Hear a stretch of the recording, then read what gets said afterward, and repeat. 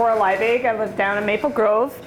I got my bachelor's and my master's degree from chemical engineering at the Massachusetts Institute of Technology.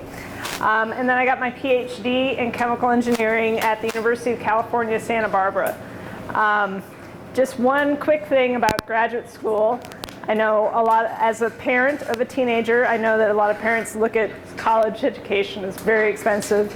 The good news about engineering and sciences is that master's degree, about half the programs, you get paid to go to school. PhDs are almost all, you're paid to go to school. They pay your tuition, plus they pay for you to do research or teach.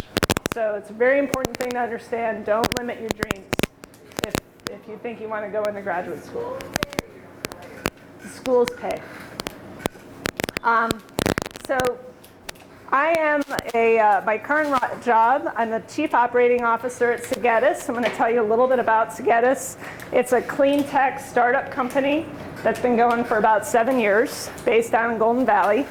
Before that, I've mostly had R&D roles, so I've mostly been focused in research and development. That's often what happens and comes along with going into graduate school and getting advanced degrees. The typical starting salary in chemical engineering, and fortunately there was actually a report that just came out today about it, is around $60,000 to $75,000 a year, and that's pretty consistent to what I've seen in our company. Starting salary for a PhD, you've thrown on another 4 or 5 years, but starting salaries are typically $75,000 to $90,000 a year. Let's see. So just tell you a little bit about what Segetis does and what chemical engineers do. Chemical engineers, for the most part, make materials. They make the materials that are all over the place. It could be figuring out how to make this, or making the coating that goes on the top of on the top of the tables, or I'm working on a project that makes the tiles on the floor, and just it's really just the materials that you touch and use.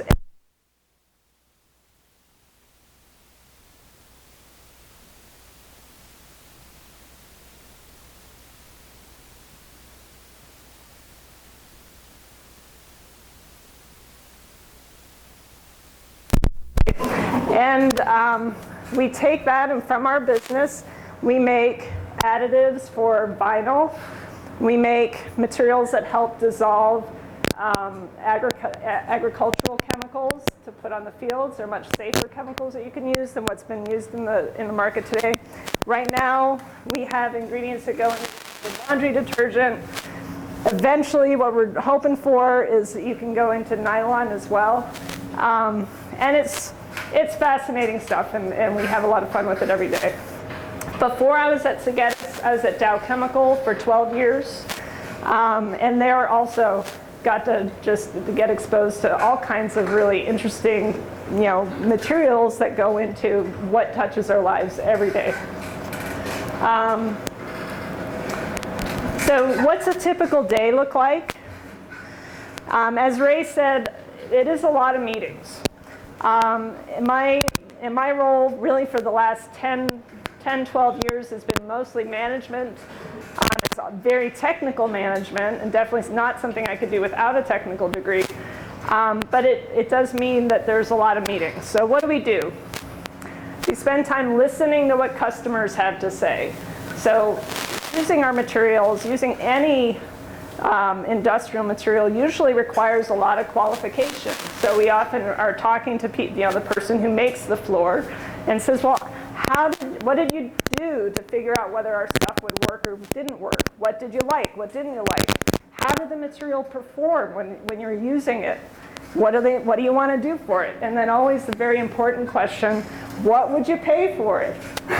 Because that comes down to making money. Now, so that's listening to customers. Another big part is technology updates, trying to understand what part of our processes are or aren't working, why, what are we going to do to solve the problems that we're having, who can we find who can help us solve the problems, what are our plans to fix them, are we going to get it done, can we get it done faster? How will our new discoveries affect our products and processes? What will it help us imagine about the future of our business? And then, as a startup company, it's the same whether you're in a startup company or an established corporation. It's also updates to people up top. How can we describe what we want to do to make investment compelling? How can we help our stakeholders understand what we see and what's important? So it's really a lot of the communication that has to go on in a company to do things well and to do things efficiently. Now, what do I like most about chemical engineering? You know, I love math. I use math. And I love solving problems. But at the end of the day, what I really love about it is you end up knowing what makes the economy work. You know, when you're involved in what goes into your flooring tiles or any other piece of material that's around you, you start to get an understanding of things about how the world works. And sometimes it's really inane, but it's kind of interesting. So I just threw down a couple of questions that I've learned, like how many trains full of chemicals are used to make refrigerators every day? I've gotten to go through like 5 different plants that make refrigerators in China and in the US.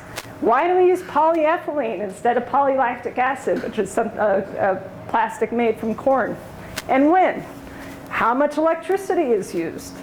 Just another keeper of odd facts. The electrical grid in Freeport, Texas, which is the main manufacturing site for Dow Chemical, the electrical grid is the same size as the city of Chicago. And that's just for driving all the chemical reactions. So that's kind of interesting. How has shale gas discovery in the US affected our trade balance? This has been huge.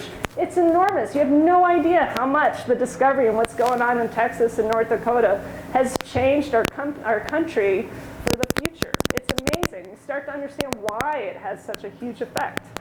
What's so special about latex gloves that prevents a surgeon's hands from growing tired? I don't know why this is in my brain, but it is. What's so special about the impact protection on NASCAR's Car of Tomorrow? What's the major competitive threat to paper companies and why? It's, you know, this is fun. And I love understanding our world. And I like being able to make changes for the better. So that's what I got. Awesome. Thank you.